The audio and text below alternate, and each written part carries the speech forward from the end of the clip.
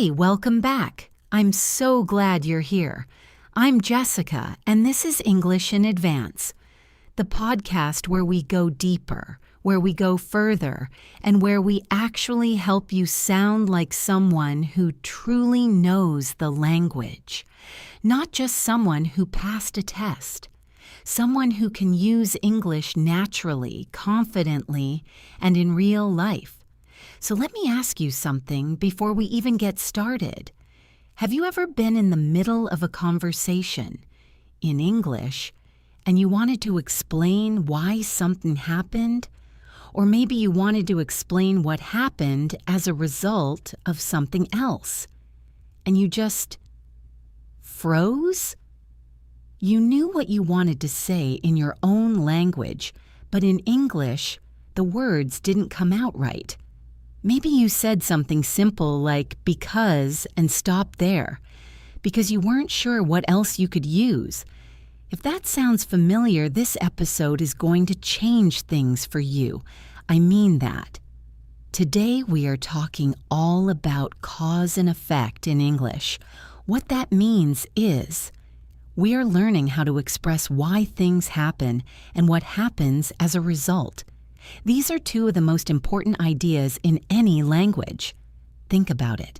Every story, every news article, every conversation, every argument, every explanation, they all have causes and effects built into them. Why did the company fail? What caused the accident? What was the result of the decision? How did one thing lead to another? When you learn to express these ideas fluently, your English goes to a completely new level.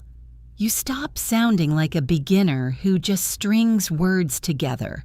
You start sounding like a thinker, like someone with ideas, like someone worth listening to. So that is what we are doing today. We are going to look at a rich, full range of words and phrases, connectors, expressions, sentence starters that native English speakers use every day to talk about cause and effect. We are going to talk about what they mean, how they work grammatically, and most importantly, how to actually use them in sentences that sound natural. We will look at examples. We will look at practice. And we will look at some common mistakes that learners make, so you can avoid them. This is B2 level content, which means it is for people who already have a solid base in English and are ready to push higher. If you sometimes feel stuck between upper intermediate and advanced, this is exactly the kind of episode that helps you break through that wall. All right, let's do this together. Get comfortable, pay attention, and let's get into it. So first, let me just make sure we are all on the same page about what cause and effect actually means, because we are going to be using those words a lot today.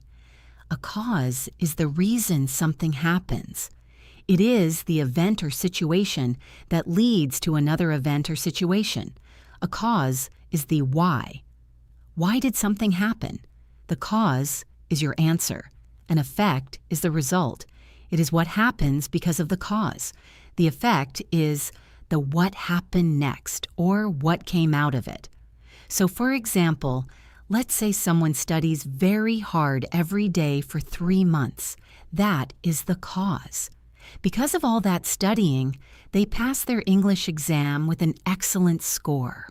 That is the effect. The studying caused the exam success. The exam success was the effect of the studying. Simple enough, right? But here is where it gets interesting. In English, there are so many different ways to express this relationship. The relationship between a cause and its effect. And each one sounds slightly different, feels slightly different, and is used in different kinds of situations. Some are more formal. Some are very casual. Some come at the beginning of a sentence. Some come in the middle. Some connect two sentences together. Some are single words. Some are whole phrases. A learner who only knows because is limited. An advanced speaker knows 10, 15, 20 different ways to express the same idea, and they choose the right one for the right moment.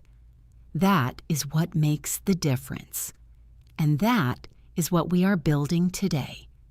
Let me introduce our characters quickly, because we are going to be hearing their stories throughout today's episode. We have a woman named Clara, who is a young professional working in a marketing company in London. We have her colleague and good friend, a man named Ruben, who is a data analyst at the same company. We have their manager, a woman named Priya, who is brilliant but very demanding. And we have a fourth character, a university student named Theo, who appears in a few of the example stories. These are the people whose conversations and situations we are going to use to show you how cause and effect language works in real English. Ready? Let's go. The most basic, most common, most well-known word for cause in English is because. I know, you already know this one, but let us not skip past it too quickly, because even because has some rules that learners sometimes get wrong.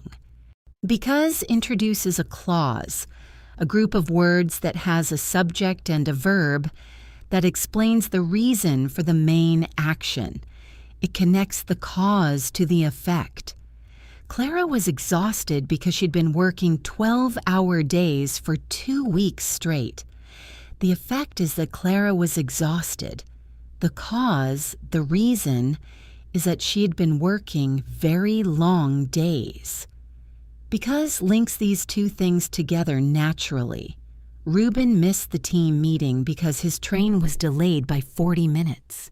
Again, the effect is missing the meeting. The cause is the train delay. Because puts them together. Now here is something important. Because can come in the middle of a sentence, as we just saw. But it can also come at the beginning of a sentence. This is something that teachers sometimes tell you not to do, but in spoken and informal written English, starting a sentence with because is perfectly natural and very common. You might say something like, because she was so tired, Clara made a small mistake in the report. That is completely fine, completely natural. You are just putting the cause first, before the effect. It actually sounds quite elegant. However, and this is important, when you start a sentence with because, the because clause is not a complete sentence by itself. You need the main part of the sentence to follow. Because she was tired alone is not a complete sentence. It is a fragment. You need to finish it. Because she was tired, she made a mistake. That is complete. Learners sometimes write because clauses as standalone sentences, and that is a grammar error. Just be aware of it. Now let us move to the next level, because, no pun intended, there are so many more interesting and sophisticated ways to express the same idea. Let us talk about due to and owing to. These two are very similar to each other, and both of them are a step up in formality from because. They are used very often in writing, in reports, in news articles, in business emails, but you also hear them in speech, especially in more professional or semi-formal situations. Due to is followed by a noun or a noun phrase, not a verb, not a clause, a noun. This is important. The thing that comes after due to must be a noun or noun phrase, not a full verb action. The project was delayed due to a technical error. Here, a technical error is a noun phrase. That is the cause. The effect is the delay. Perfect. Clara received a promotion due to her outstanding performance over the past year. Her outstanding performance. Noun phrase. Cause. The promotion is the effect. Clean, formal, professional. Ruben had to resubmit his report due to several calculation mistakes. Again, several calculation mistakes. Noun phrase. Works perfectly. Now, owing to works in almost exactly the same way. It is also followed by a noun or noun phrase, and it is also formal in tone. The two are largely interchangeable, though some grammar guides suggest that owing to is slightly more often used at the beginning of a sentence, while due to appears more flexibly in the middle. But honestly, in real everyday usage, most native speakers do not think about this distinction very much. Owing to the heavy rain, the outdoor event was moved inside. The cause is the heavy rain. The effect is the event being moved inside. Owing to introduces the cause at the start. Owing to a series of misunderstandings, the two departments had not been communicating effectively for months. There it is. Formal, sophisticated, clear. One thing to remember, a very common mistake, is that some learners confuse due to with because of. They are close in meaning, but grammatically there is a traditional rule. Due to should follow a form of the verb to be. So, the delay was due to a technical error. The delay was form of to be. Some grammar traditionalists insist on this. In modern English, this rule is bending a lot and you will hear due to in many positions. But if you want to be safe, especially in formal writing, keep that rule in mind. Now, let us talk about because of.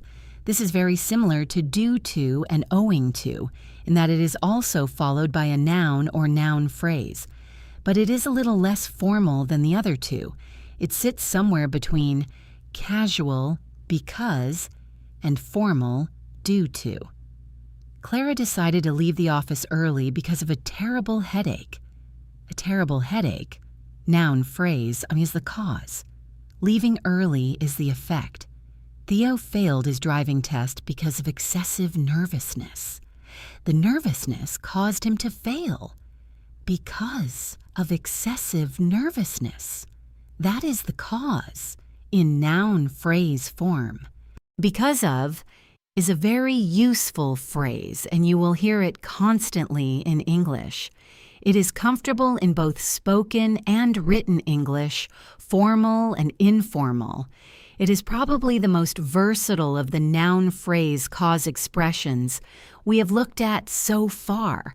Get comfortable using it because it will serve you in almost any situation. And here is a nice contrast for you. Compare these two sentences. Clara left early because she had a headache. Here, you are using because followed by a full clause, a subject and a verb. She had a headache. Full clause. Clara left early because of her headache. Here, you use because of, followed by a noun phrase. Her headache. Just a noun phrase.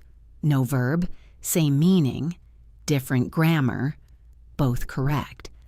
This is the kind of flexibility that advanced English speakers use naturally and without thinking. You want to build that same flexibility. Now we are going to move into a really important category, words that express result or effect. So far, we have mostly been looking at ways to introduce the cause, the reason. Now we flip it. We look at how to introduce the result, the consequence, the effect.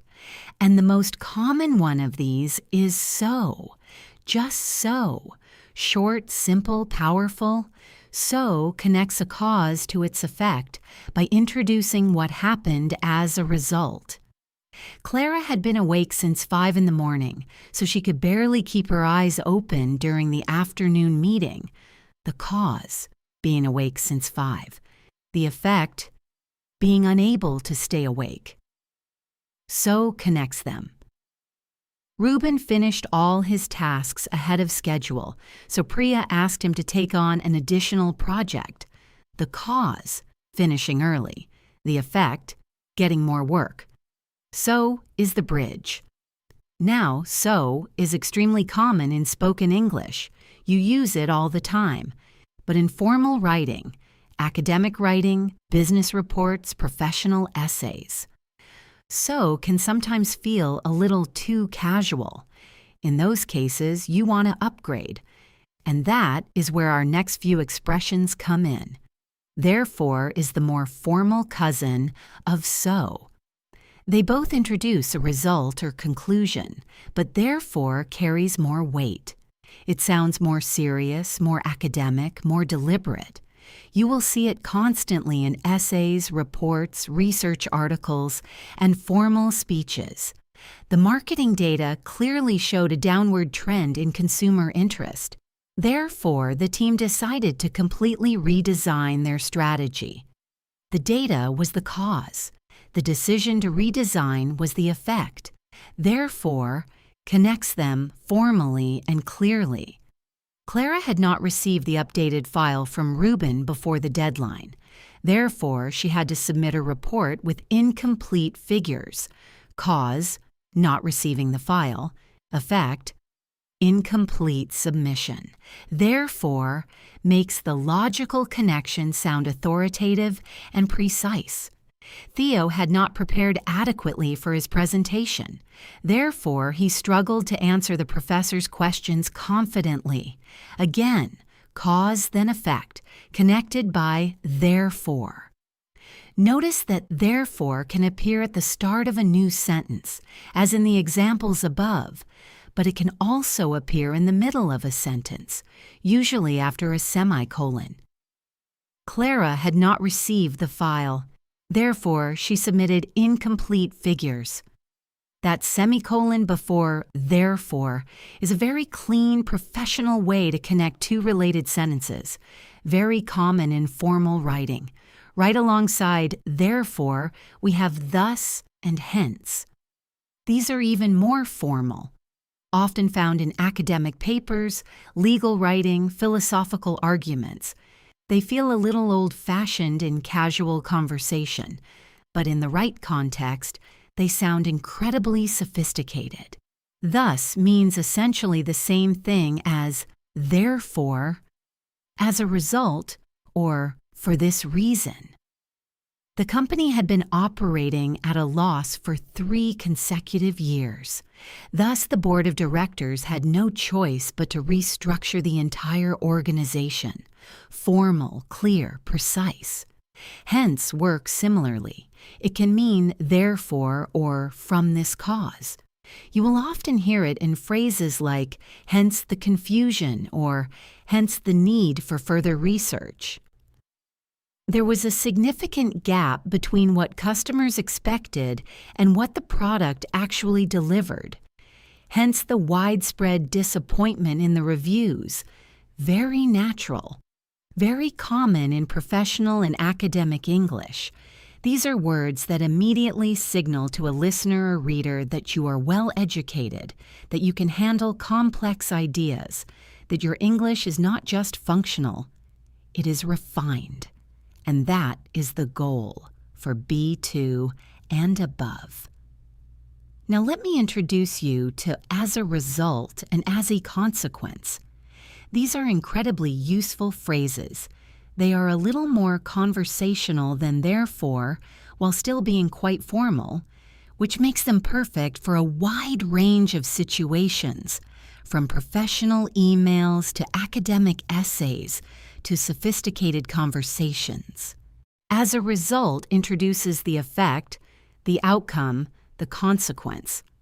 It usually starts a new sentence or comes after a semicolon. The new software update caused several compatibility issues across the company's systems. As a result, employees were unable to access key databases for almost 2 full days. The update was the cause. The inability to access databases was the effect. As a result, introduces the effect smoothly and naturally. Clara's detailed presentation impressed the entire senior leadership team. As a result, she was given the lead on the company's biggest project of the year. Cause, impressive presentation. effect, being given the lead. As a result, links them.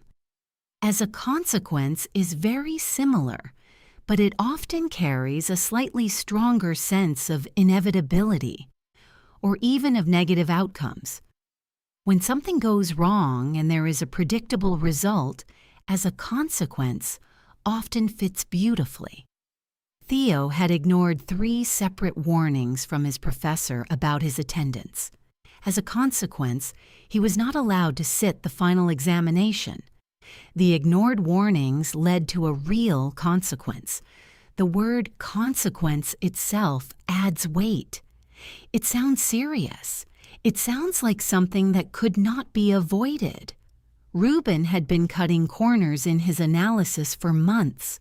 As a consequence, the reports he had been producing were full of inaccuracies, and the company had been making decisions based on faulty data. Heavy, serious, and perfectly expressed. Practice using as a result and as a consequence whenever you are writing or speaking about outcomes. They will make your English sound polished and clear. Let us keep going. I want to talk about consequently. This one is beautiful. It is an adverb, which means it modifies the whole sentence or clause that follows. It means as a result or therefore, but it has a slightly more formal, slightly more literary feel. The negotiations broke down completely after both sides refused to compromise. Consequently, the deal that had seemed so promising just weeks earlier fell apart overnight. Cause, breakdown of negotiations. Effect, deal falling apart. Consequently, makes the logic feel airtight. Clara had not slept properly for almost a week. Consequently, her concentration at work was suffering, and she was making small errors she would never normally make. Every part of that sentence is driven by the cause, the lack of sleep.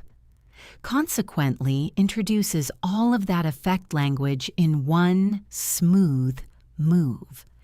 Consequently is especially good in writing, but you will also hear it from educated speakers in interviews, in lectures, in podcasts. Exactly like this one, actually. It signals that the person is drawing a clear, logical connection between events. And that is a skill. Now let us look at a very common and very useful phrase, lead to. This is a verb phrase, and it works slightly differently from the connectors we have been looking at. Instead of starting a new sentence or clause, it connects a cause and an effect inside one sentence, using the verb lead to as the bridge. The subject of the sentence is the cause. The verb is lead to in whatever tense is appropriate. And the object, what comes after the verb, is the effect. Poor time management leads to unnecessary stress. Simple, clean, timeless statement. Cause, poor time management. Verb, leads to. Effect, stress. The company's failure to invest in employee training led to a high staff turnover rate over the following years. Cause, failure to invest in training. Verb, led to, past tense. Effect, high turnover. Clara's decision to speak up in the meeting led to a very productive conversation that the whole team benefited from. Cause, speaking up. Effect, productive conversation. Led to, in the past tense, bridges them beautifully. You will hear lead to, leads to, and led to constantly in English. They are incredibly versatile. You can talk about almost any kind of cause and effect using this verb phrase. Practice it until it feels completely natural.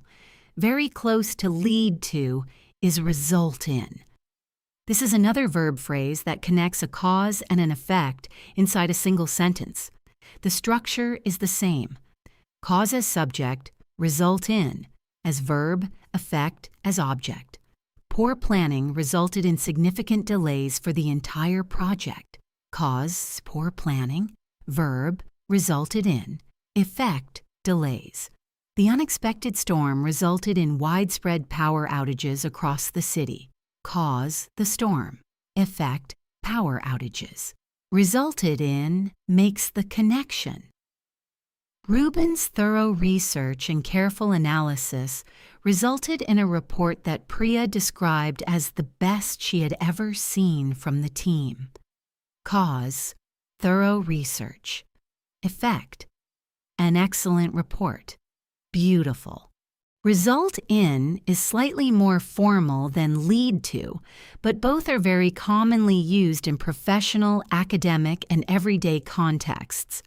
If you can use both of them comfortably, you are already sounding significantly more advanced. I also want to talk about the phrase, give rise to. This one is a little more formal, a little more literary, and it suggests that something caused something else to appear or emerge, often something complex or significant. The publication of the controversial report gave rise to a heated national debate.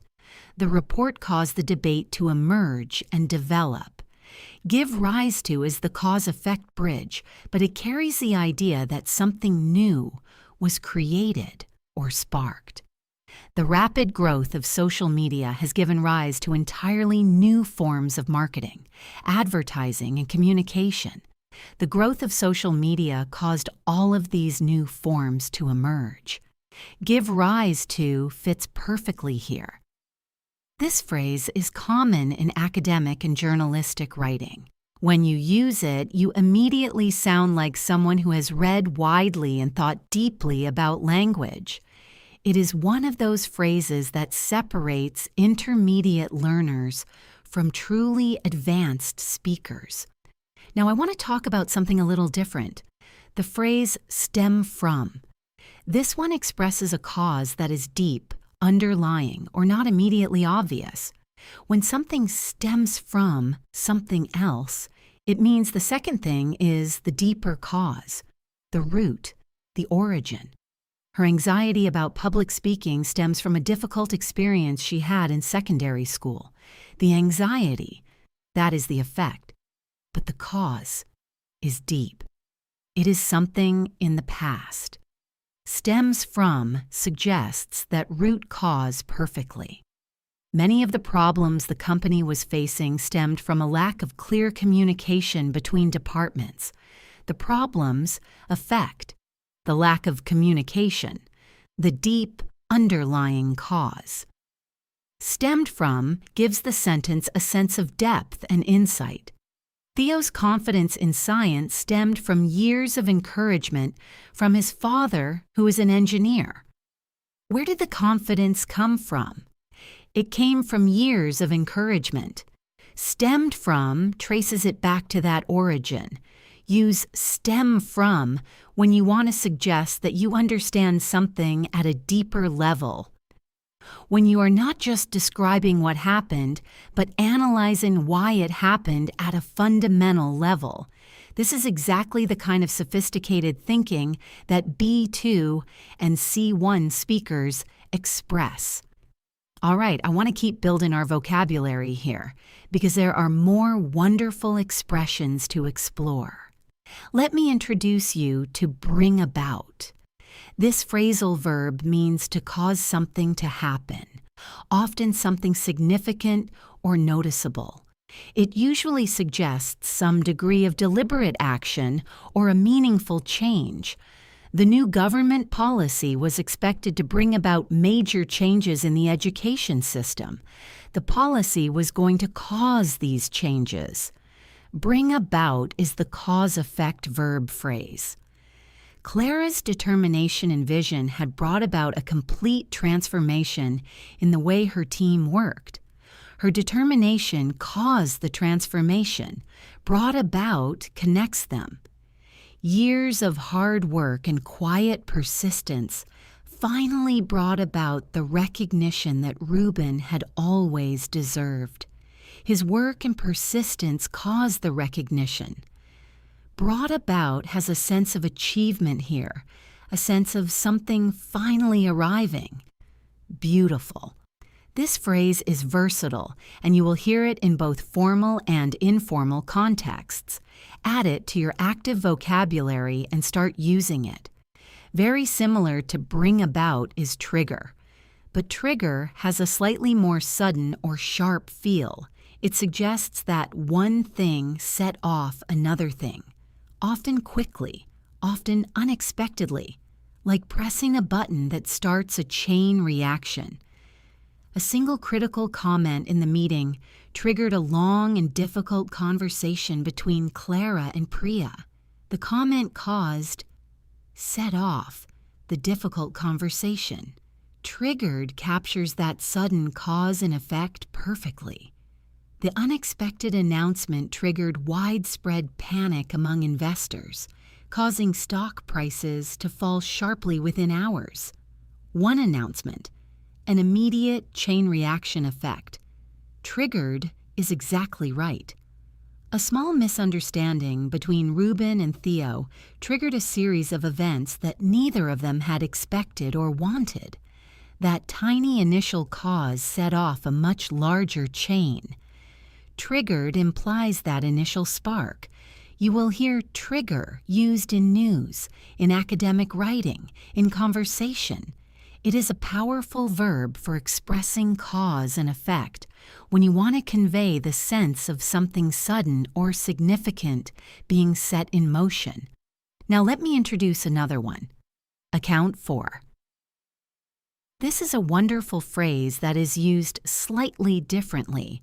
Account for is often used when you are explaining why something happened, usually in a context where you are offering a reason or analysis.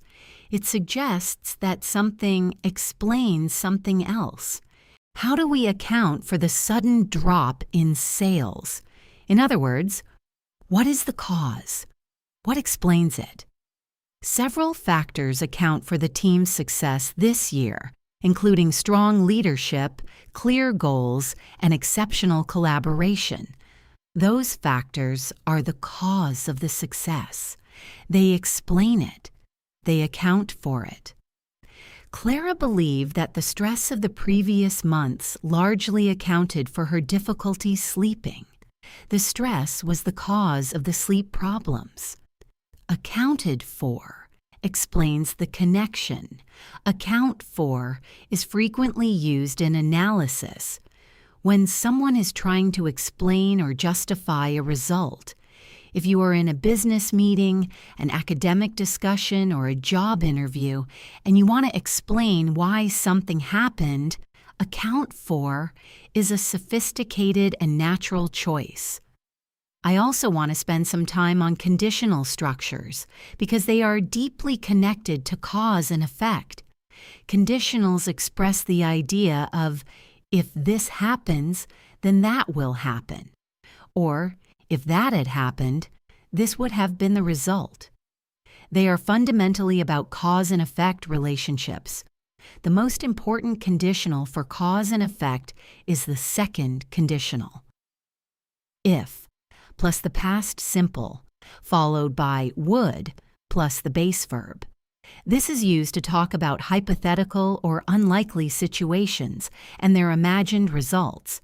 If Ruben submitted the report on time, Priya would be able to review it before the board meeting. If the action happens, cause, this would be the result, effect. If Clara communicated more openly with her team, there would be far fewer misunderstandings. The cause, open communication. The hypothetical effect, fewer misunderstandings. If would expresses the cause and effect in imagined form. And then the third conditional, if plus the past perfect, followed by would have plus the past participle, expresses cause and effect in situations that did not happen in the past. These are often regrets or reflections. If Clara had spoken to Priya earlier about the problem, the situation would not have escalated as badly as it did. Clara did not speak early. That is the implied cause of what went wrong. If she had spoken, it would not have escalated. conditional cause and effect, about the past. If Theo had started studying 3 months before the exam instead of 3 weeks, he would have passed with a much higher score. He did not start early. The effect was a lower score. If he had started, he would have passed. Looking back at what could have been. Using conditionals fluently is a sign of advanced English. They allow you to speculate, analyze, reflect, and argue, all by exploring imagined cause and effect relationships. Practice them. They are worth the effort. Now I want to introduce a group of expressions that are a little less common, but absolutely beautiful for advanced learners. These are phrases that add a layer of sophistication and nuance to cause and effect language. I'm going to go through them one by one. First, in light of. This phrase means because of or considering. It introduces a cause that provides context or new information, and then the effect is the action or decision that was taken in response. It is formal and slightly formal in tone. In light of the new research findings, the team decided to completely revisit their original conclusions. The new findings are the cause, the new information. The decision to revisit the conclusions is the effect. In light of introduces the cause with a sense of responding thoughtfully to something. Priya decided to extend the project deadline in light of the unexpected technical complications. The complications caused the decision to extend the deadline. In light of signals that the cause is something that was taken seriously and responded to sensibly. This phrase sounds mature, considered, and professional. Very useful in workplace English and academic writing. Second, in response to. This is used when one event or action happens and another event or action follows directly in answer to it. The second thing is a response to the first. In response to the growing complaints from employees, the company introduced a new flexible working policy. The complaints were the cause. The new policy was the response, the effect. In response to shows that the effect was deliberately shaped by the cause. In response to falling test scores, the university redesigned its introductory English course. Falling scores caused the redesign. In response to makes the link clear. Theo started attending extra study sessions in response to his tutor's advice. The advice was the cause. The extra sessions were the effect. Natural, clear, professional. Third, as a direct result of. This is a more emphatic version of as a result of. The word direct adds emphasis. It makes it clear that the connection between cause and effect is strong, immediate, and undeniable. As a direct result of the marketing campaign, the company saw a 40% increase in website traffic within just 2 weeks. The campaign caused the increase. As a direct result of makes that connection sound definitive. As a direct result of Rubin's detailed analysis, the team was able to identify 3 critical errors that would otherwise have gone unnoticed. The analysis caused the discovery of the errors. As a direct result of adds weight and emphasis. Use this when you want to make the cause-effect connection sound strong and clear. When you want to leave no doubt in the listener's mind about what caused what. Fourth, on account of. This is a slightly old-fashioned or formal phrase, but it is still used in professional writing and in formal speech. It means because of, and is followed by a noun or noun phrase. On account of the severe weather, all flights from the airport were canceled for the remainder of the day. The weather is the cause, the cancellations are the effect. On account of introduces the cause formally. Priya decided not to attend the conference on account of a prior engagement. Her prior engagement caused her absence. On account of makes it sound considered and professional. This is one of those phrases that sounds old-fashioned when overused, but is absolutely correct and adds variety and sophistication when used occasionally. Now let us do something really practical. I want to take some of the expressions we have learned and put them together in extended passages. The kind of thing you might actually hear in a real conversation, a podcast, a documentary, or a formal presentation. Because the true test of whether you have absorbed this language is not whether you can recognize individual phrases. It is whether you can hear them in a natural, flowing context and understand exactly how they are being used. So let us listen to Clara's story. I will narrate it, and as I go, I want you to pay attention to every cause and effect phrase. Every time you hear one, notice it. Think about what it is expressing, and think about which phrase could replace it with a similar meaning. Clara had joined the company 3 years ago as a junior marketing assistant. She had been enthusiastic, energetic, and full of ideas. Due to her hard work and her willingness to take on extra responsibilities, she'd been promoted twice in 2 years. As a result, she now held the position of marketing team leader, managing a team of 8 people. But the last 3 months had been difficult. Owing to a major restructuring at the company, several departments had been merged, and Clara's team had doubled in size almost overnight. This led to significant communication challenges because not everyone on the expanded team had the same working style or the same understanding of the company's goals.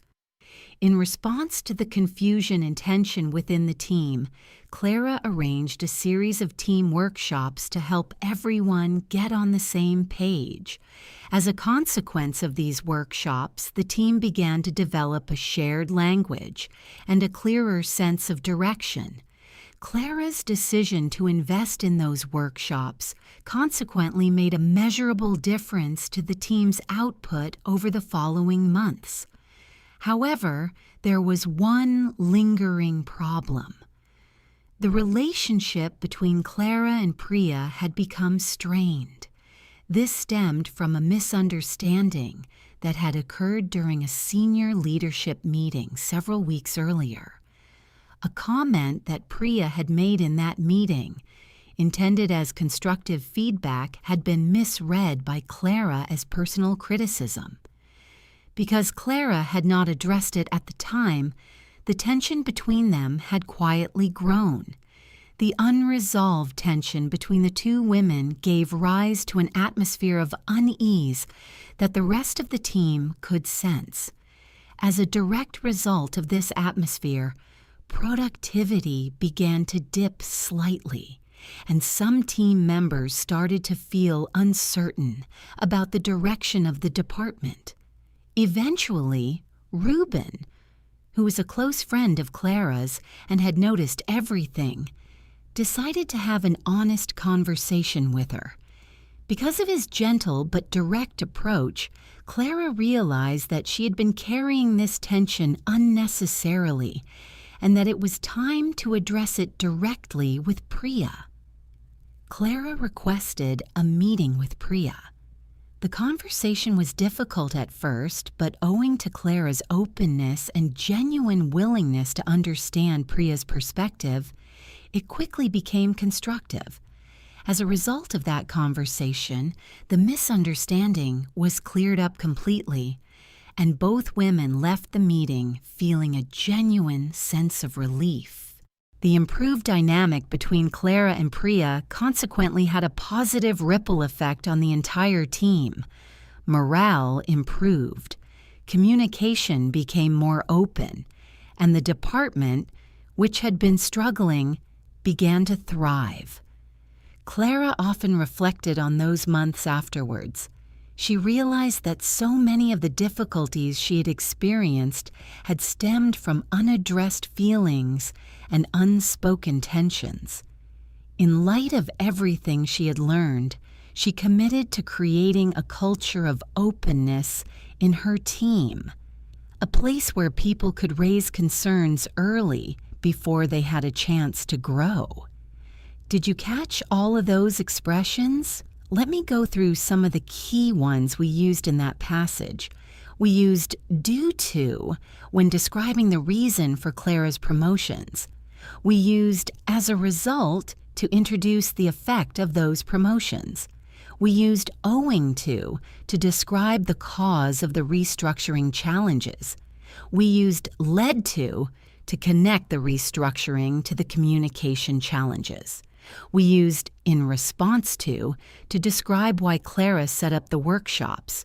We used as a consequence and consequently to show the effects of those workshops. We used stemmed from to identify the deeper root cause of the tension with Priya. We used gave rise to describe how the tension created an atmosphere. We used as a direct result of to link that atmosphere to the dip in productivity. We used because of to explain how Ruben's approach helped Clara. We used owing to again when describing what made the conversation with Priya constructive. And we used consequently one more time to describe the positive ripple effect. That is how cause and effect language works in real, natural, flowing English, not in isolation, not in a textbook list, but woven together, sentence after sentence, building a story, building an argument, building understanding. That is what you are learning to do. Now let me add a few more expressions that I have not covered yet because there are some really useful ones that deserve attention. Let us talk about owing to the fact that. This is a longer, more formal variation that is used when you need a full clause after the cause marker, not just a noun phrase. Owing to the fact that the original deadline had been set unrealistically, the team was given an extension. The original deadline had been set unrealistically is a full clause, subject plus verb, owing to the fact that allows you to use a full clause as your cause, which gives you more flexibility than owing to alone. Clara was particularly cautious in her approach, owing to the fact that she had made a similar mistake once before and knew exactly how painful the consequences could be. This structure is very formal and is most appropriate in writing, but knowing it gives you a fuller picture of how the language works. Similarly, due to the fact that does the same thing. It is due to expanded to allow a full clause. The project stalled due to the fact that 2 key members of the team were simultaneously on medical leave. The clause after due to the fact that gives the full explanation. This is more specific and more precise than just due to staff absences. These longer forms are especially useful in reports and essays, where precision matters and where you need to be very explicit about the cause. Now I want to talk about inasmuch as and insofar as. These are very formal expressions. You will mostly find them in legal writing, formal academic prose, or very careful argumentation, but knowing them is part of having a truly advanced English vocabulary. Inasmuch as means to the extent that, or because. It is used to introduce a cause or reason in a very formal, careful way. The decision was justified inasmuch as the evidence clearly supported the course of action taken. Because the evidence supported it, that is the cause. Inasmuch as introduces that justification very formally. Insofar as means to the extent that, or as far as. It is also very formal. Insofar as the research is concerned, the results strongly suggest a causal relationship between the two variables. These are expressions you probably will not use in casual conversation, but in academic or professional writing at C1 and above, they appear regularly. Knowing them helps you understand formal texts and occasional formal speech. Let us also talk about not only, but also, because this structure can be used to express multiple effects from a single cause, or to emphasize the scope of a result. The budget cuts affected not only the marketing department, but also the research and development team. The cuts caused effects in multiple areas. Not only, but also expresses that breadth. Clara's presentation impressed not only Priya, but also the entire senior leadership team, including the CEO. The cause, Clara's presentation. The effects, multiple people were impressed. Not only, but also layers the effect beautifully. This is a very elegant structure. It adds sophistication and emphasis, and it is used constantly by educated native speakers. Now let us talk about such, that. This is a structure that expresses a cause and effect in a single, flowing sentence. The word such introduces the degree or intensity of something, and that introduces the effect that followed. The pressure was such that Clara found herself unable to sleep for more than a few hours each night. The pressure was so intense, that is the cause. The inability to sleep, that is the effect. Such, that expresses both in one elegant sentence. Reuben's report was of such high quality that Priya shared it with the entire company as a model of best practice. The quality of the report was the cause. Priya sharing it widely was the effect. Of such, that wraps it beautifully. This structure appears frequently in formal writing and in sophisticated speech. It is a marker of fluency, of someone who has truly internalized the architecture of English sentences. And the closely related structure, this works the same way. So introduces the degree of something, and that introduces the effect. Clara was so focused during the presentation that she did not even notice when someone's phone rang loudly at the back of the room. Her focus was the cause, not noticing the phone, the effect. So that connects them. The storm was so severe that the entire city came to a standstill for almost 24 hours. Severity of the storm, cause. The city stopping or effect. So that is the bridge. Both such that and so that are widely used in formal and semi-formal English. The difference is small, but real. So is followed directly by an adjective or adverb. Such is followed by a noun or noun phrase. So tired that, adjective.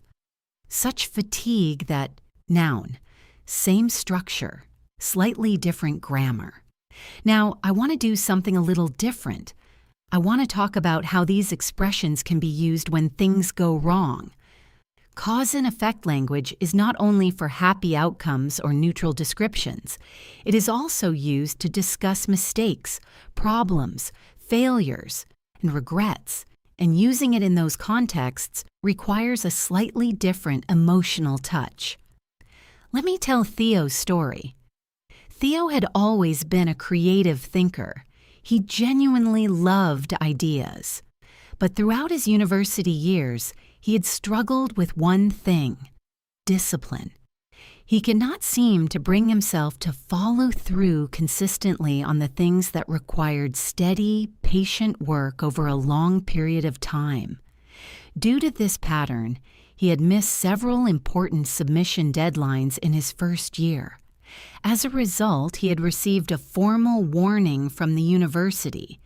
This should have been a wake-up call, and for a little while, it was. Owing to the shock of the warning, Theo made real efforts to reorganize his approach. He started a planner. He blocked off study time. He even started getting up an hour earlier every morning. But old habits came back. Because of a combination of overconfidence and a genuinely difficult personal situation at home, Theo slowly drifted back into his old patterns. He told himself he would catch up. He always told himself that. And the result of that thinking, of that pattern, of telling himself everything would be fine, was that by the time his second-year exams arrived, he was significantly behind. The consequences were serious. He failed 2 of his 4 exams, which led to him being required to re-sit them over the summer. Missing most of the summer due to studying meant missing a job opportunity that he'd been genuinely excited about. His frustration at losing that opportunity triggered a period of real reflection. Perhaps the most honest period of reflection he had had in years. It was during that summer of resitting and reflecting that Theo began to understand something important. His difficulties stemmed not from a lack of intelligence or from a lack of caring. They stemmed from a deep fear of failure. Because he was afraid to fail, he had been unconsciously avoiding the effort that might lead to success. Because if he tried and failed, that would have felt more painful than simply not trying. In light of this realization, everything suddenly made sense to him. He sought support from the university's counseling service, and as a direct result of those sessions, he developed strategies for managing his fear and rebuilding his relationship with his own academic work. Consequently, by the time his 3rd year began, Theo was a different kind of student. Not perfect, but present. Not fearless, but willing to try. His story, with all its setbacks and turning points, is a reminder that cause and effect are not just academic concepts. They are the fabric of real life. Things happen for reasons, and understanding those reasons and expressing them clearly is one of the most powerful things a human being can do. That story used a lot of the language we have been practicing today. Go back and listen to it again if you want. Count how many cause and effect expressions you can identify. It is a good exercise, and I think you will be surprised by how many you catch. All right, let us bring in one more set of expressions. This time focusing on the idea of conditions and consequences. These are phrases that set up a cause and effect relationship in terms of conditions. If this is the case, then that follows. Given that is one of the most useful of these. It means considering that, or since, it introduces a situation or condition that explains or justifies what follows. Given that the deadline was only 3 days away, Clara decided to postpone all non-essential meetings. The deadline being close, that is the situation. The condition, the decision to postpone meetings. That is the effect. Given that introduces the cause as established context. Given that Reuben had already worked late 3 nights in a row, Priya told him to take Friday afternoon off. The 3 late nights are the established fact. The time off is the effect. Given that flows naturally, this phrase is especially useful in professional or academic contexts where you want to present your reasoning in a logical, structured way. Provided that, and as long as, express conditional cause and effect. They say that the effect will happen, but only if the cause condition is met. Provided that the team submits the analysis by Wednesday, the project will stay on schedule. Submitting by Wednesday is the condition, the cause. Staying on schedule is the effect, but only if the condition is met. Ruben said he could finish the report as long as he was not interrupted with additional tasks. The absence of interruptions. That is the condition cause. Finishing the report, the effect. As long as makes it conditional.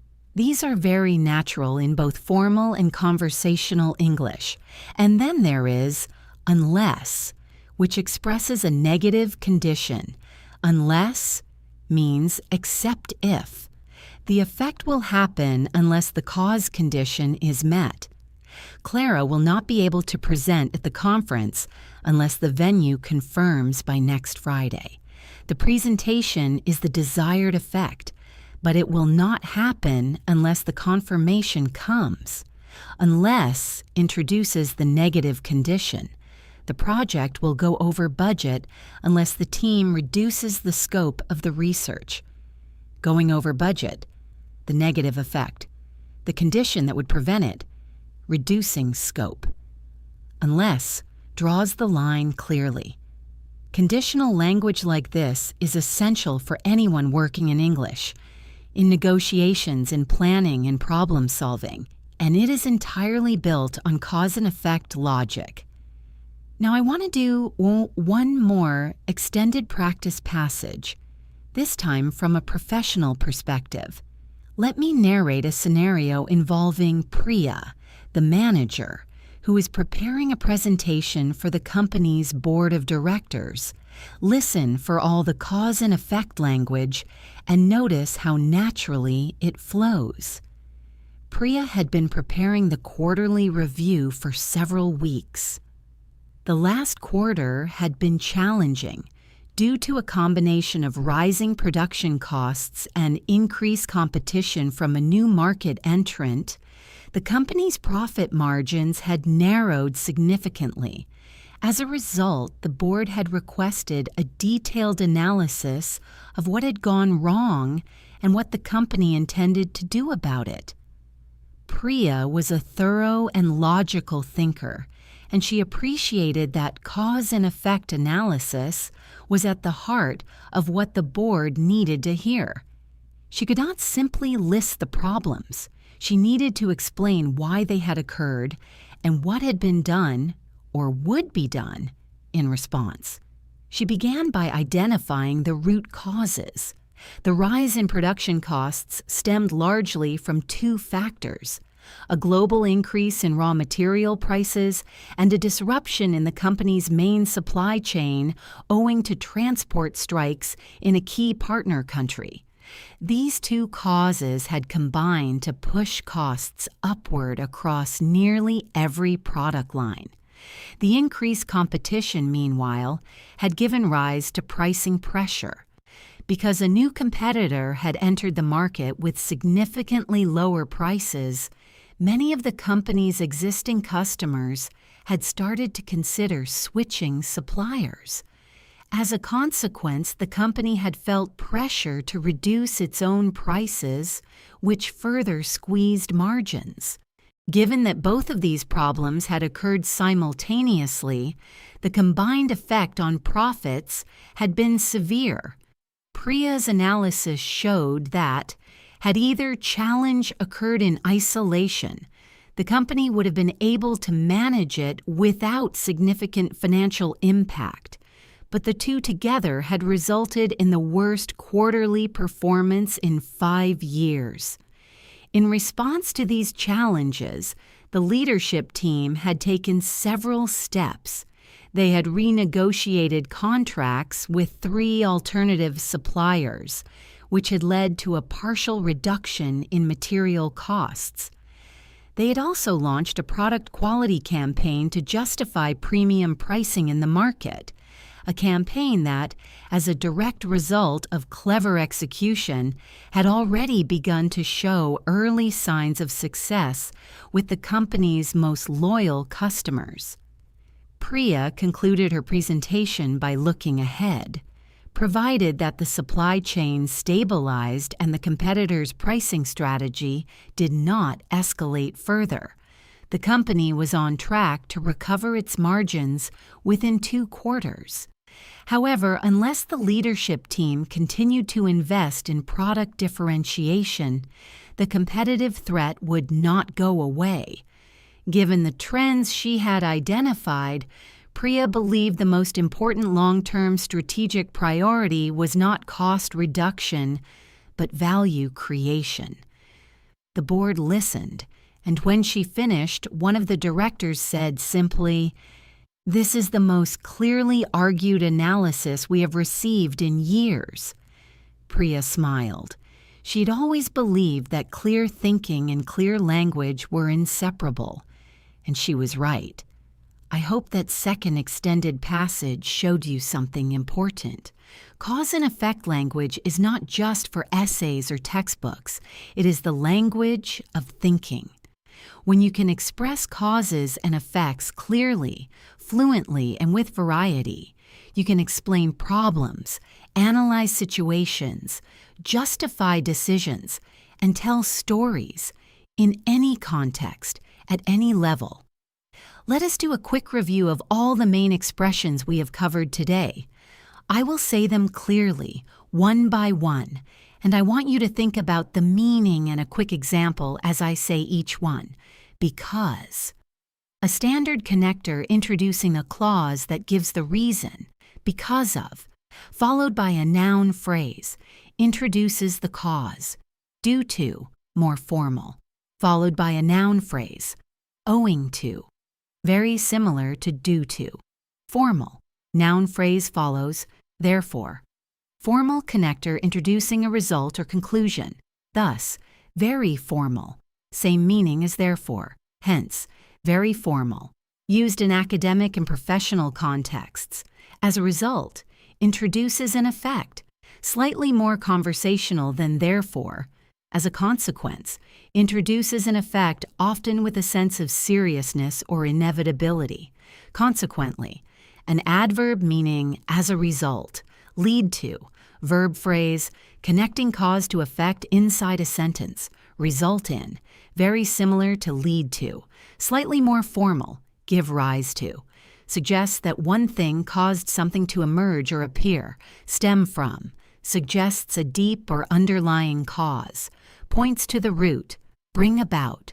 Verb phrase meaning to cause something to happen, often deliberate, trigger, suggests a sudden or quick cause and effect.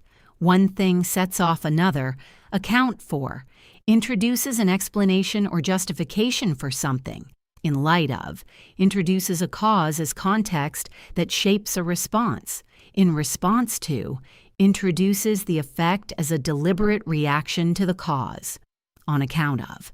Formal phrase meaning because of. So, that. Structure. Expressing degree and effect together, such, that. Same structure with noun phrase, given that. Introduces a condition or established fact as cause context, provided that. Conditional. The effect will occur if the condition is met, unless. Negative conditional. The effect will occur if the condition is not met, inasmuch as and insofar as. Very formal, often legal or academic, meaning to the extent that. As a direct result of. Emphatic version of as a result of. Strong cause-effect connection, due to the fact that. Extended version of due to allows a full clause, owing to the fact that. Same as above for owing to, not only, but also. Expresses multiple effects or a broader scope of effect. Every single one of those expressions is worth knowing. And the beauty is, you do not need to memorize them all in one day. You just need to encounter them repeatedly in context until they become part of your natural vocabulary. And that is exactly what podcasts like this one help you do. Let me give you some practical advice for using this language in your own life. First, start noticing. The next time you read an article in English or watch a documentary or listen to a podcast, pay attention to cause and effect language. you will start seeing it everywhere. Every time something is explained, every time an outcome is described, every time a reason is given, there's a cause and effect expression right there. Start spotting them and make a note of ones you want to use. Second, practice writing. Take a situation from your own life, something that happened, a decision you made, a problem you faced. Write about it in English using as many of the expressions from today as you can. You do not need to use all of them. But try to vary your language. If you find yourself writing because 5 times in a paragraph, go back and see how many of those because you can replace with something more interesting. Third, practice speaking. When you are speaking English and with a partner, with a tutor, to yourself, make a conscious effort to use these expressions. If you explain why something happened, challenge yourself to use owing to, or stem from, or as a consequence of, instead of just because. It will feel a little forced at first. That is completely normal. With repetition, it will become effortless. Fourth, pay attention to formality. Some of these expressions are formal. Thus, hence, inasmuch as. Some are neutral. As a result, due to, consequently. Some are informal. So, because, trigger. Matching your language to the context shows real mastery of English. Practice reading the room and choosing accordingly. Fifth, do not be afraid of complexity. One of the things that holds B2 learners back is a fear of getting it wrong. They stay with simple, safe language because it feels safer. But the only way to grow is to try. Use the more complex structures. Make mistakes. Learn from them. The discomfort of trying something hard is exactly the feeling of your English getting better. Before we wrap up today, I want to leave you with one more complete practice scenario. This time, I want you to actively engage. I am going to present a situation, and I am going to describe the causes and the effects. But instead of me choosing the language, I want you to pause after each part and think about which expression you would use. Then I will continue and you can compare your choice to what I say. Ready? Here we go. The situation. A small family restaurant in the city center has been struggling financially for the past year. Think about the causes. The restaurant is in a location where several new restaurants have opened. It has not updated its menu in 3 years. It does not have a strong social media presence. The chef has been dealing with personal health problems. Now, the city saw an economic downturn, which meant fewer people were eating out. This reduced the number of customers at the restaurant significantly. What would you say? What phrase would you use to connect the downturn to the reduction in customers?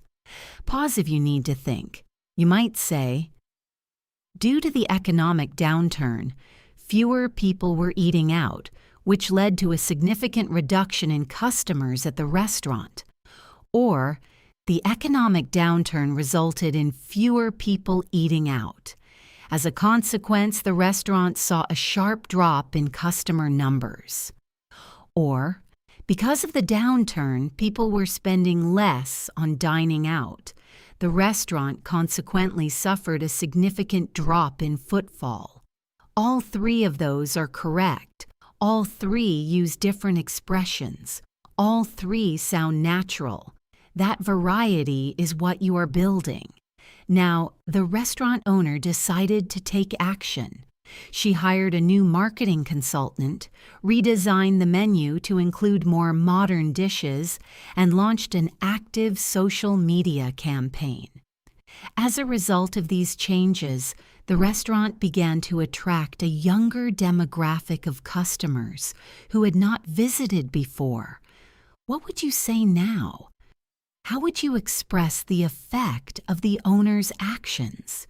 You might say, these changes brought about a noticeable shift in the restaurant's customer base, giving rise to a new demographic of younger, digitally engaged diners.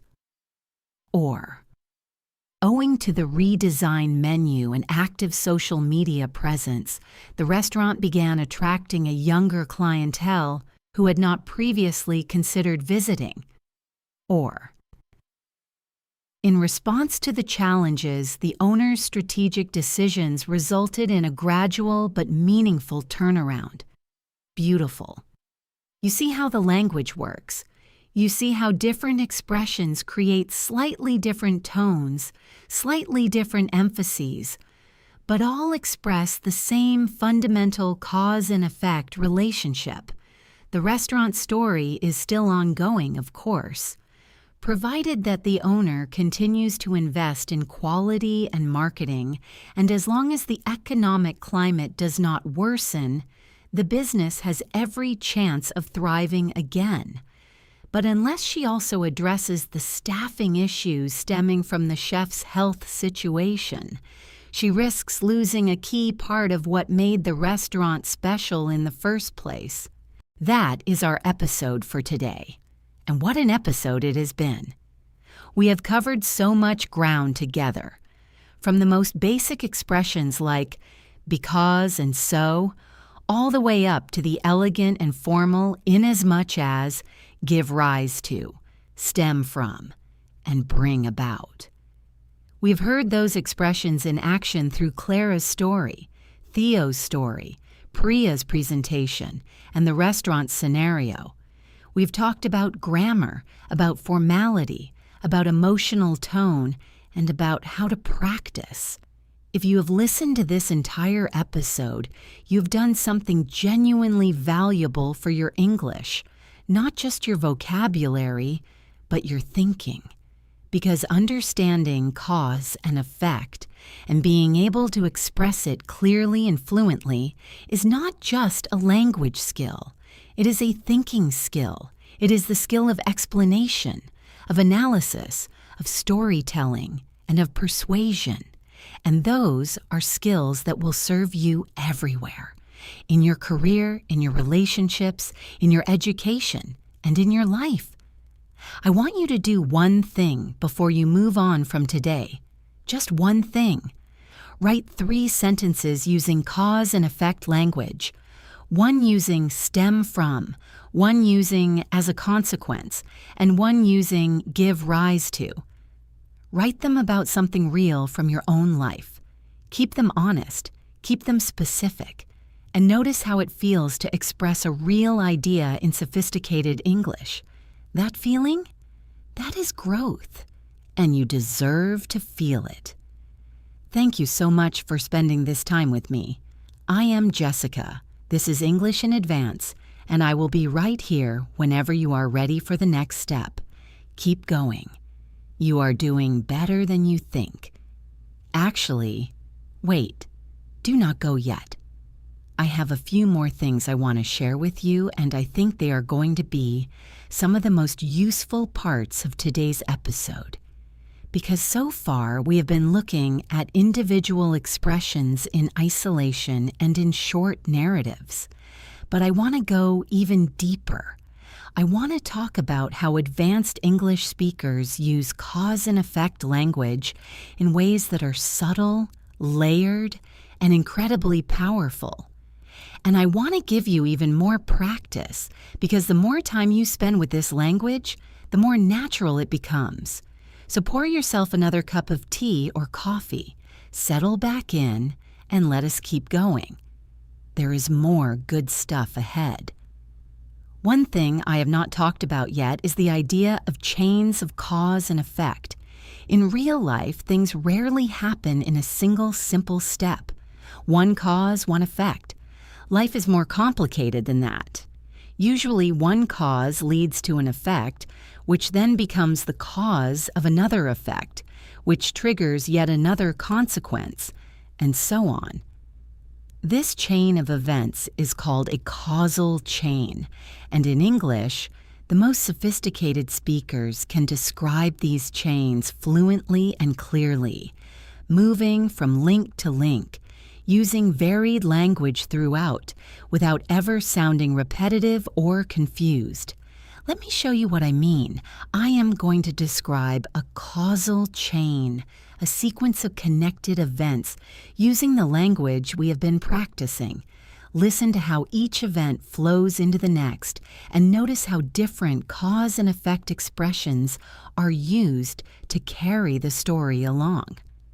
Several years ago, the City Council of a medium-sized European city made the decision to invest heavily in its public transport network. This decision was largely owing to growing concerns about air pollution and urban congestion. The investment led to a significant expansion of the city's metro system, adding 8 new lines and dozens of new stations across previously underserved neighborhoods. As a direct result of this expansion, commute times for hundreds of thousands of residents were dramatically reduced. The shorter commute times gave rise to an unexpected but very welcome social effect. People who had previously been too tired or too time-stressed to socialize after work began to have energy and time available in their evenings. As a consequence, local businesses, restaurants, cafes, cultural venues experienced a noticeable increase in foot traffic during evening hours.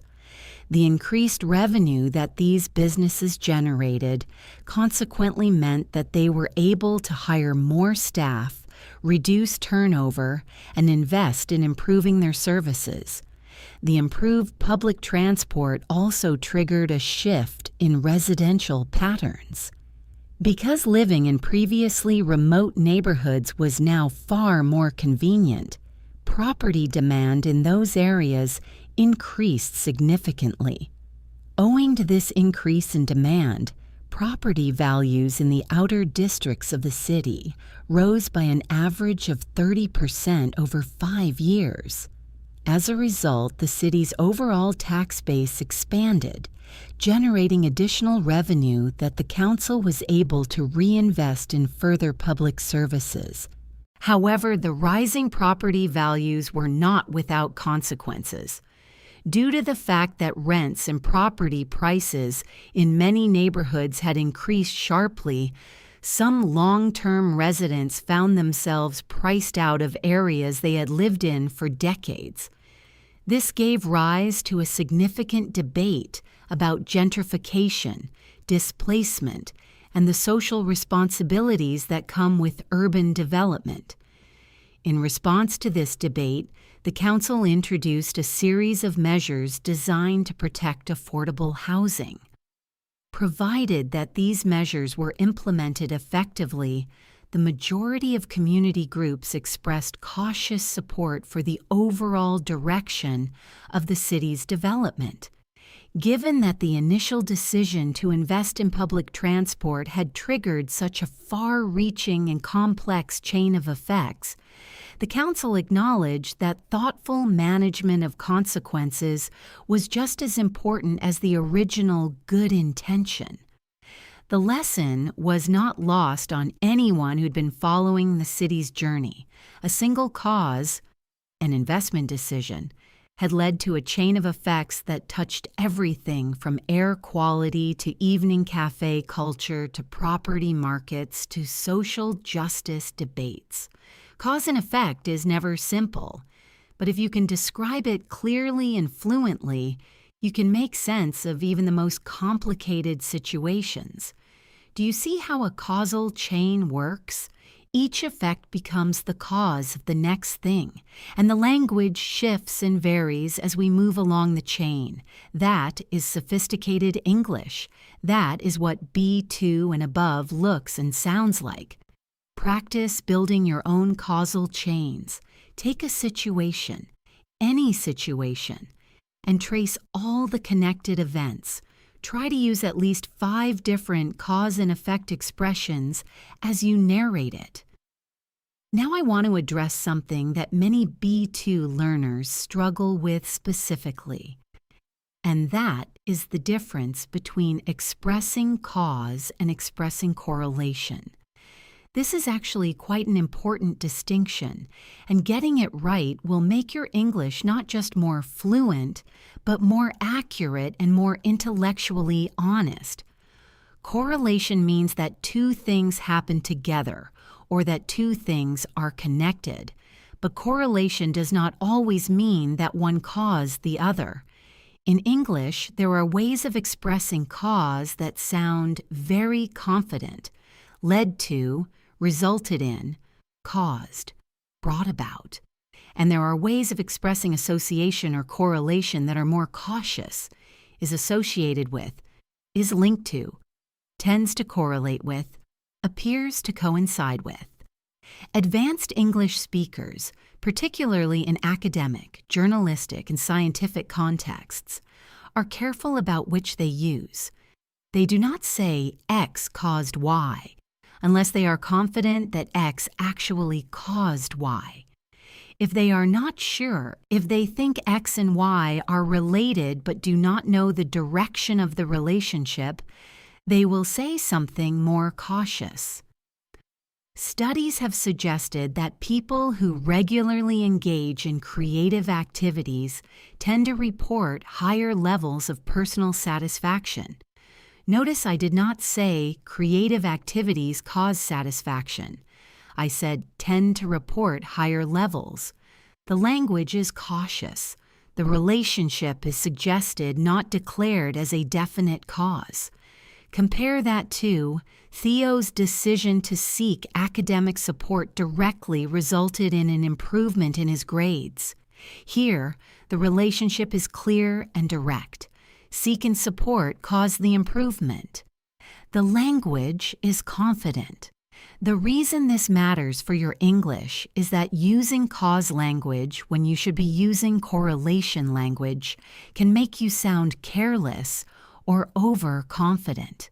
But using correlation language, when a clear cause has been established, can make you sound unnecessarily vague. Reading carefully and thinking about whether a real causal relationship is being described versus just a connection or trend is a mark of true English fluency. In news articles, you will often see careful journalists write things like, "The data shows a strong link between X and Y, though researchers are careful to note that correlation does not imply causation." That is sophisticated, intellectually responsible English.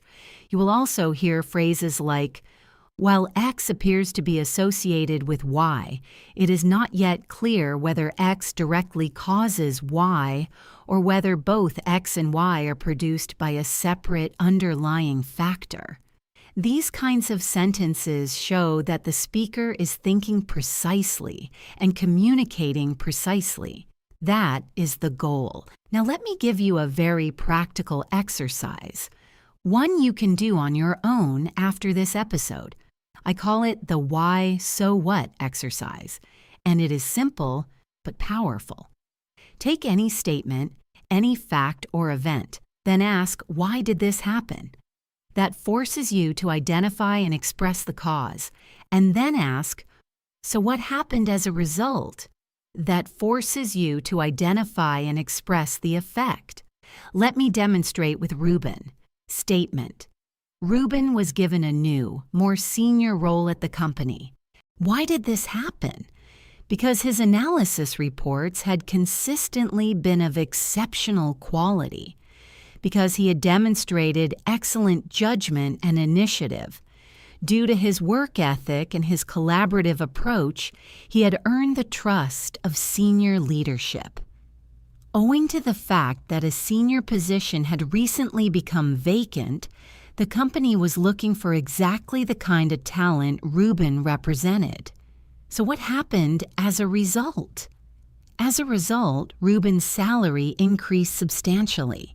Consequently, he was able to move from his small apartment into a larger flat closer to the office. The new role also led to Ruben taking on a team of 3 analysts who reported to him directly. This gave rise to a new challenge, learning how to manage people, not just data.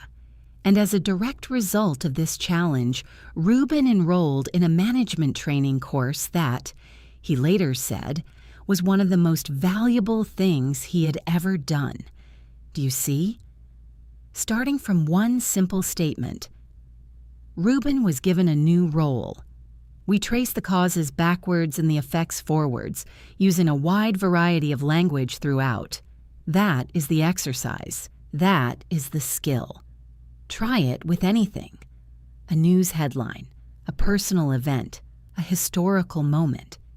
Any statement becomes a rich English language exercise when you start asking why and so what. Let me now spend some time on some more nuanced expressions that you might encounter at B2 level and above. Words and phrases that carry cause and effect meaning in slightly less obvious ways. Underpin. This word means to support or be the underlying cause of something. When you say that one thing underpins another, you are saying it is the foundation, the reason the other thing exists or works. A strong sense of mutual trust underpinned the excellent working relationship between Clara and Ruben. The trust is what made the working relationship good. It is the cause in a foundational sense.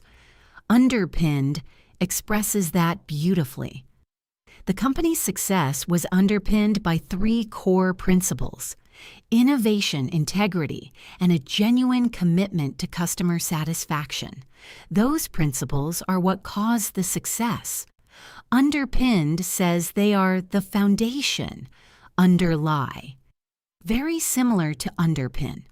The underlying cause of something is the deep, foundational reason, not always obvious on the surface.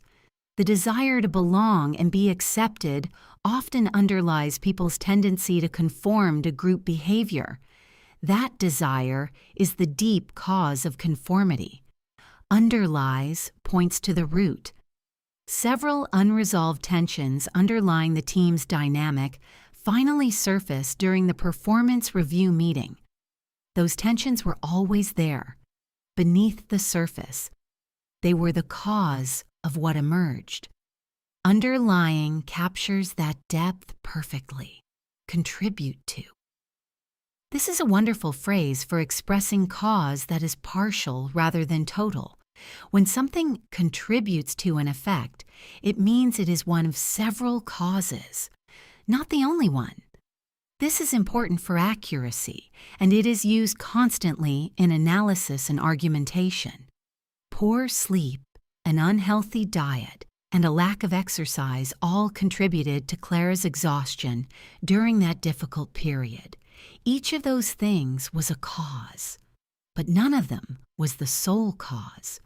All 3 contributed to the result together. Several factors contributed to the company's remarkable turnaround, including new leadership, a refreshed product line, and a more targeted marketing strategy. Again, multiple contributing causes, one effect. Contributed to handles the complexity elegantly. This is a very important phrase for anyone who wants to express nuanced analytical thinking in English. Real situations rarely have just one cause. Being able to say several factors contributed to this outcome and then list and explain them is a hallmark of sophisticated English use. Exacerbate. This is a verb meaning to make something worse. When one thing exacerbates another, it is a cause, but specifically, it is a cause that intensifies or worsens an already existing problem. The new manager's communication style exacerbated the existing tension within the team. The tension was already there. The manager's style made it worse. Exacerbated. That is the cause and effect relationship here. a lack of sleep exacerbates almost every other health issue, from poor concentration to weakened immune response. Sleep deprivation makes other problems worse.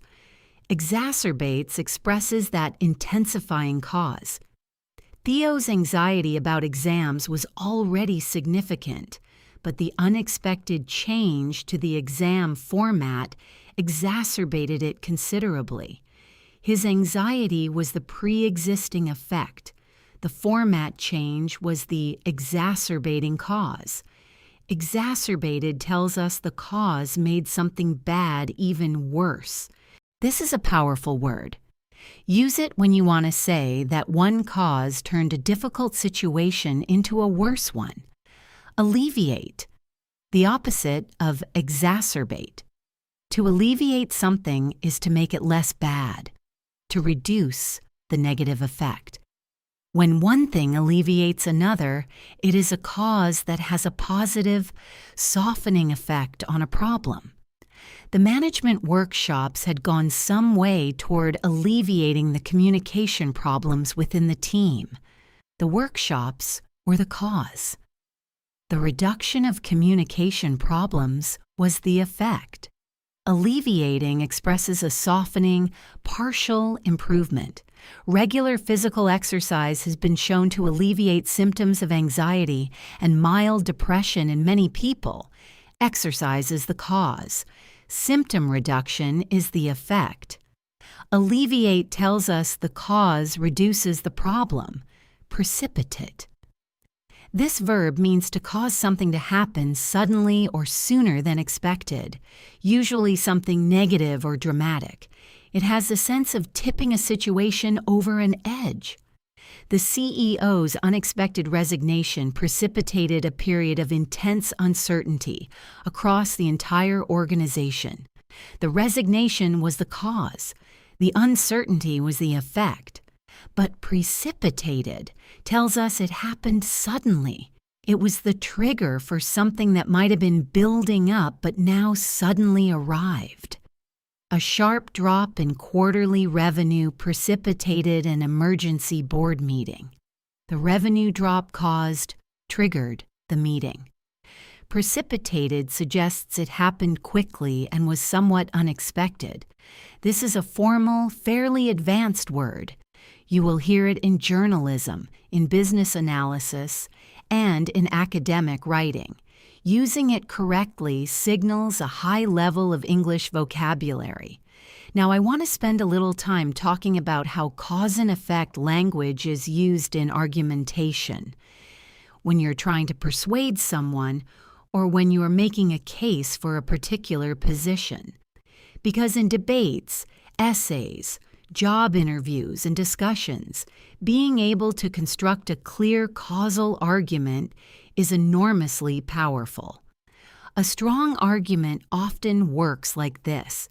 You present a situation, the cause. You explain clearly what it leads to, the effect, and you use that cause and effect relationship to support your conclusion or recommendation. Let me show you what I mean with an example.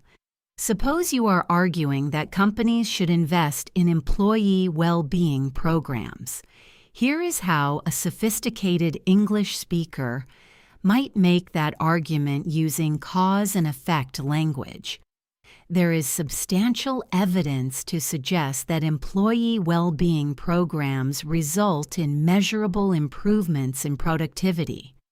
Studies have found that organizations which invest in mental health support, flexible working arrangements, and regular wellness initiatives tend to experience lower rates of absenteeism and higher levels of staff retention. This is largely owing to the fact that employees who feel valued and supported are more motivated and more engaged with their work. Given that high staff turnover is one of the most costly challenges that modern businesses face due to the time and expense involved in recruiting and training new staff, the case for investment in well-being is not merely ethical, it is financial. As a direct result of such investment, companies can expect not only a more loyal and motivated workforce, but also a significant return in terms of reduced recruitment costs and improved output quality. The evidence, therefore, strongly suggests that failing to invest in employee well-being is not a cost-saving measure. It is, in fact, a false economy that gives rise to greater costs in the long term. That is a sophisticated argument. It uses result in, tend to experience, owing to the fact that, given that, due to, as a direct result of, therefore, and gives rise to, all in the service of building a clear, logical, persuasive causal case. That is real advanced English in action. Now try it yourself. Choose a topic you care about. It could be education, health, the environment, technology, anything. Write a paragraph arguing a position and try to use at least 5 cause and effect expressions to build your argument. That exercise alone will do more for your English than almost anything else you could do today. Let me also talk briefly about how cause and effect language appears in everyday conversation, not just in formal or written contexts. Because you might be wondering, do real people actually say consequently and give rise to in everyday speech? And the answer is, yes, sometimes, but the register shifts. In everyday conversation, you will hear the more casual versions much more often. In casual conversation, because and so do the heavy lifting. She was upset because she got some bad news. He missed the bus, so he was late. Simple, natural, universal. But even in casual conversation, you will hear expressions like because of, led to, triggered, stem from, and due to, used naturally by educated speakers. The argument basically stemmed from a misunderstanding. That decision led to all kinds of complications. The stress must have triggered something. These all sound completely natural in speech, and then in more formal or semi-formal conversations, a job interview, a professional meeting, a university seminar, a podcast discussion, you will hear the fuller range. Owing to the changes in policy, as a direct result of the research, this gives rise to an interesting question. These are not stiff or robotic in those contexts. They are exactly right. So your goal is to know the full spectrum from casual to formal, and to have the judgment to choose the right level for the right moment.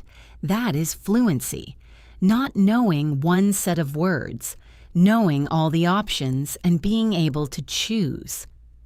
Let me give you one final story for today. This one is about Clara and Ruben, a snapshot of a conversation they had over coffee one afternoon after the difficult period in their team had finally passed. I want you to notice how even in a casual, friendly conversation, cause and effect language appears, just in its more natural, less formal form. And I want you to notice how even this short conversation tells a complete story of cause and effect. Ruben stirred his coffee thoughtfully. "You know what I keep thinking about?" he said. "How close it came to going really badly wrong." Clara nodded slowly. "I know, I really do." "The thing is," Ruben continued, "it all basically stemmed from that one meeting, one moment, one comment from Priya that got misread. And because you didn't say anything at the time, neither did I, honestly, it just grew. It's funny how these things escalate," Clara said. "One small thing leads to another, and then another. And before you know it, the whole atmosphere has changed. And everyone can feel it, even if no one's naming it." Exactly. And because nobody was naming it, it just kept building. The tension in the team, that wasn't just about you and Priya. It was the result of weeks of people sensing that something was off without understanding what it was. I think the workshops helped, though, Clara said, even though they weren't specifically about that. Just getting everyone in a room together with a shared goal. It changed something. For sure. Because once people start talking properly, really talking, the misunderstandings tend to sort themselves out. Communication is kind of the cause of most problems and the solution to most problems, when you think about it. Clara laughed. That's actually profound, Reuben. Don't sound so surprised. He grinned. But seriously, I think what you did by going to Priya directly was what really turned it around. That led to everything else getting better. I nearly didn't, Clara admitted. I was scared, and because I was scared, I kept putting it off. But the longer I left it, the worse the whole situation got. Which is kind of the lesson, isn't it? The avoidance caused the problem to grow. Addressing it, even awkwardly, even imperfectly, resulted in it getting better. Simple as that. Simple as that, Clara agreed. They sat quietly for a moment. Then Reuben said, "Same time next week?" "Same time next week." Did you hear it? Even in that informal, friendly conversation, the cause and effect language was everywhere. Stemmed from, because you didn't say anything. Leads to, the result of. Cause, led to, because I was scared. Caused the problem to grow, resulted in. It was all there, just in natural conversational form, woven into the fabric of two people thinking out loud about what had happened to them. That is the goal. That is what it looks like when cause and effect language is truly part of how you think and speak in English, not something you reach for, something that is just there, automatic, natural, fluent. All right, I truly mean it this time. We are almost done. But I want to leave you with a few final thoughts that I think will stay with you beyond this episode. Cause and effect is not just a grammar topic. It is a way of understanding the world. Every event has a reason. Every action has a consequence. When you can describe those relationships clearly, in any language, but especially in a language that is not your first, you are doing something remarkable. You are taking the complexity of human experience and making it understandable. You are helping people see connections. You are thinking out loud with precision. And in English specifically, the richness of the language gives you so many tools for doing this. From the simple, honest because to the elegant give rise to, from the conversational so to the authoritative consequently, from the searching stem from to the powerful bring about. Each of these is a different lens. Each of them shows the same cause-effect relationship from a slightly different angle, with a slightly different emotional and intellectual weight. Learn all of them. Use all of them. Mix them up. Notice when you hear them. Celebrate when you catch yourself using one naturally in a conversation or piece of writing, because that moment is what all the learning is for. You are not just learning English, you are learning to think in English, and that is a completely different and completely more exciting thing. One last piece of advice before I truly let you go. If you found today's episode valuable, and I hope you did, do not just move on. Go back and listen to the extended stories and passages one more time. Not for the vocabulary this time, just for the feeling. Just to get comfortable with the rhythm and the flow of this kind of language. Let it wash over you. Let your ear adjust to what sophisticated cause and effect English sounds like at natural speed. because comprehension is a physical skill, not just a mental one. Your ears need to be trained just as much as your brain. And if you want to take things even further, write to me. Come find English in Advance wherever you listen or watch, leave a comment, share what you learned, or tell me what you struggled with. Because this podcast is not a lecture, it is a conversation, and I want to hear from you. Thank you for being here. Thank you for caring enough about your English to spend this much time and attention working on it. That dedication is what separates people who dream about being fluent from people who actually become fluent. You are becoming fluent, I am sure of it. This is Jessica, signing off from English in Advance.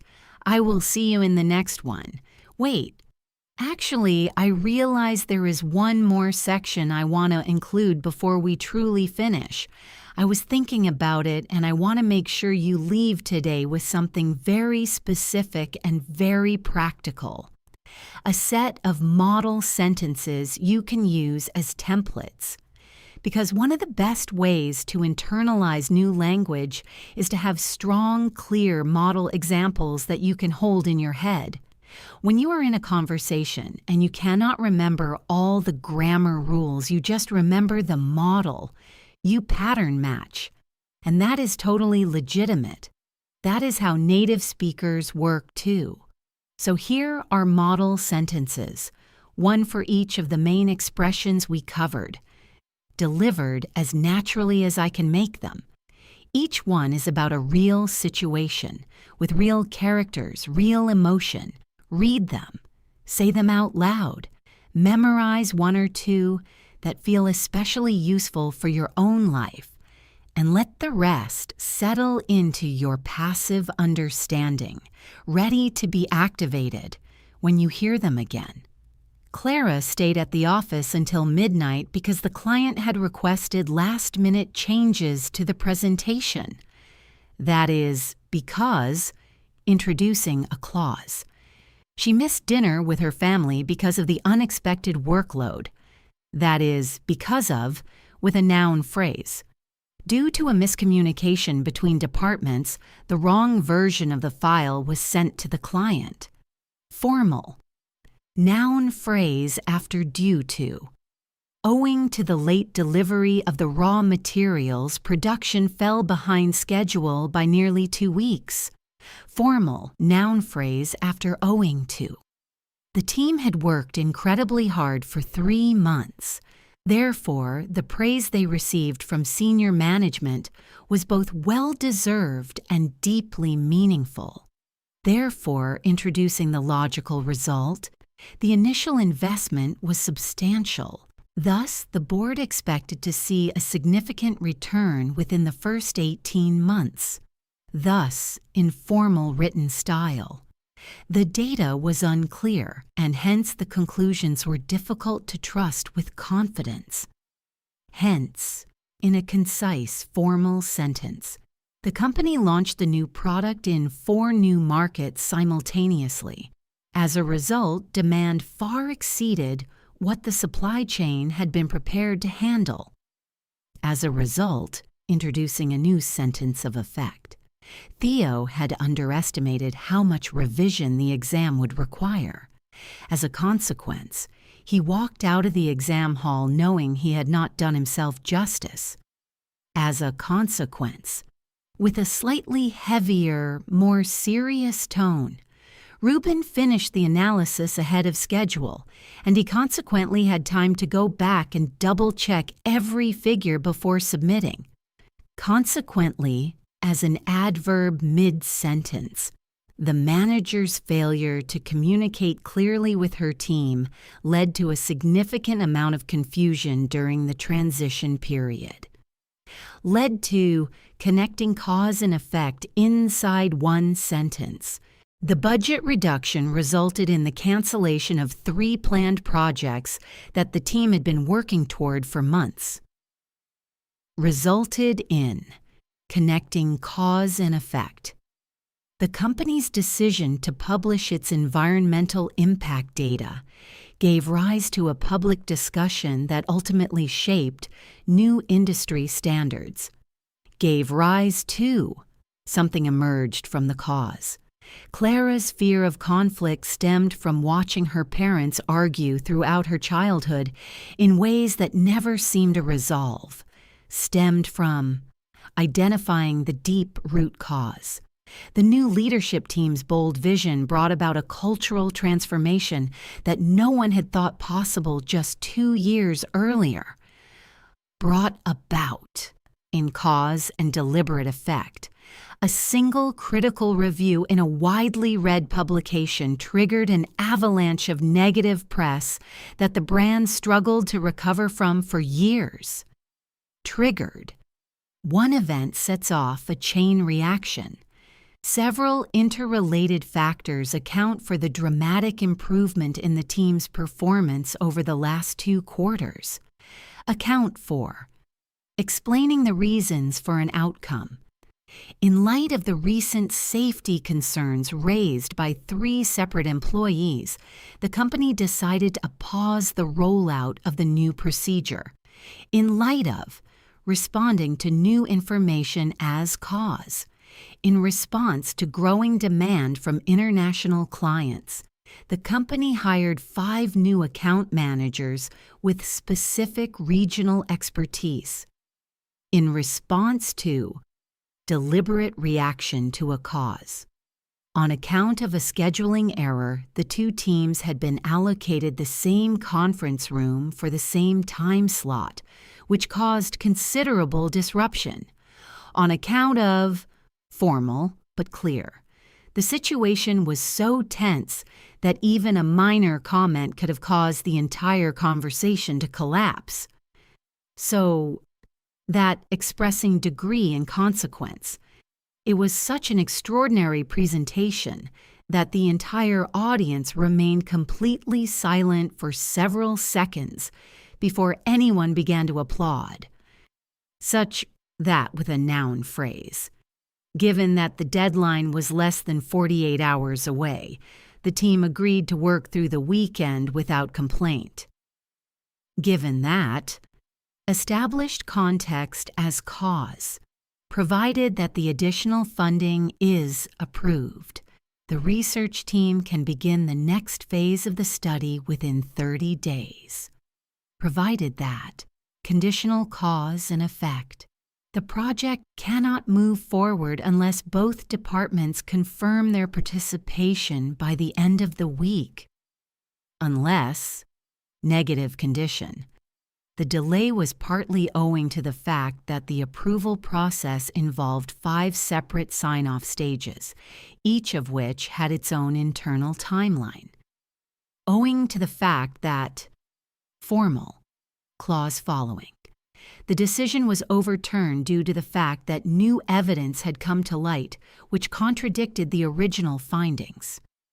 Due to the fact that formal, precise. The restructuring affected not only the sales department, but also the operations and logistics teams, resulting in a period of widespread uncertainty across the organization.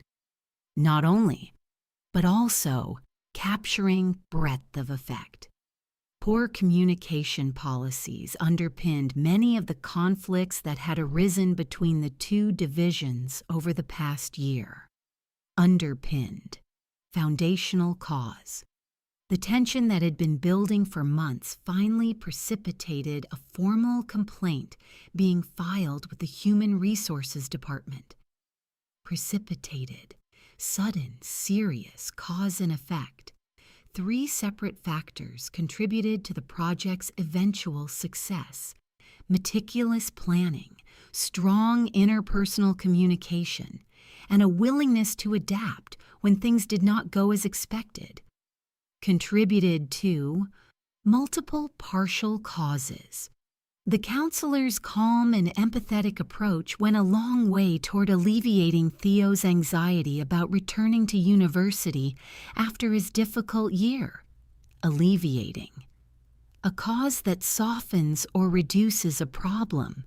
The chronic underfunding of the department exacerbated every other challenge the team was already dealing with, turning manageable problems into serious crises.